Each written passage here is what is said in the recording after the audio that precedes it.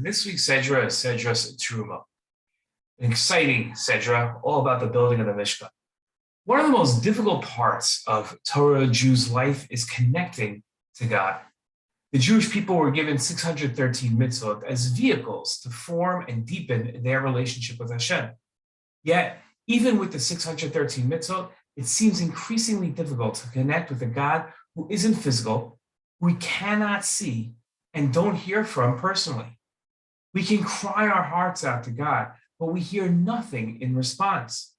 There are fleeting moments of inspiration when we perceive God in our lives, but they quickly evaporate, leaving us with that fleeting feeling again.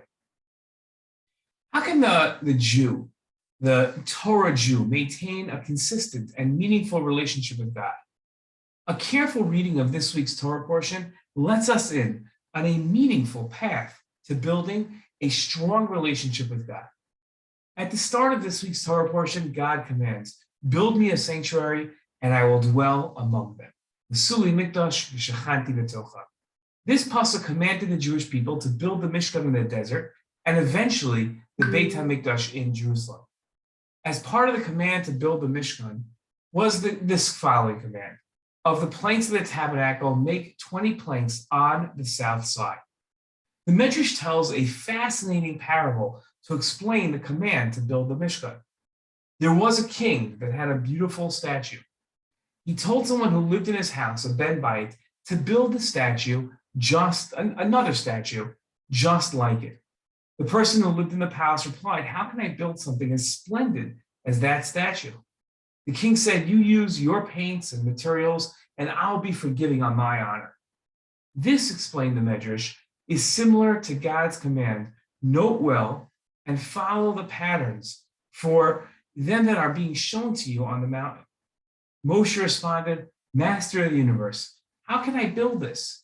Hashem responded, "Follow the patterns. Use tchelet, argamon, blue, purple, crimson yarns, fine linen, goat's hair. What you saw on the mountain above you is what you should build below. If you do this," Hashem said, "I will dwell with you below." The parable tells much more of Moshe's trepidation and gives an insight into how the Jewish people can form a relationship with God.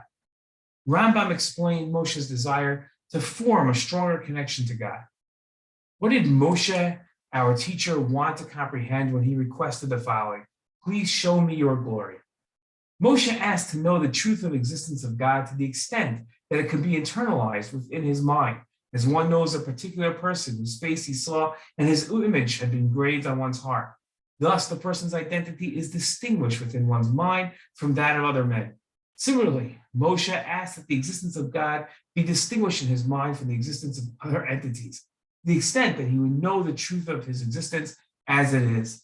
God replied to him, "That is not within the potential of a living man, a creature of body and soul, to comprehend the matter in its entirety." Nevertheless, God revealed to Moshe matters which no other man had known before him, nor would ever know afterward, until he was able to comprehend enough from the truth of his existence for God to be distinguished in his mind from other entities, as a person is distinguished from other men when one sees his back and knows the structure of his body and the manner which he is clothed.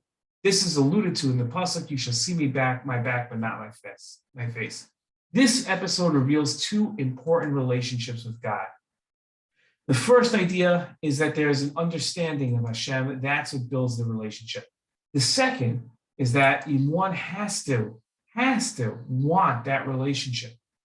As the Rambam, wrote elsewhere, that the love of God is based on knowledge. According to the love, that is the amount of knowledge that a person has. This is the lesson of the building of the Mishkan and the parable that we saw. Moshe wanted to understand how to connect to God, but it was based on knowledge. It had to be something that he understood. And that's the idea of building the Mishkan. That's how we form a relationship with God. It's not about those fleeting moments of feelings, but rather it's concrete knowledge that allows us a strong relationship with Hashem. It's an important message that we have from this week's Torah portion. Shalom.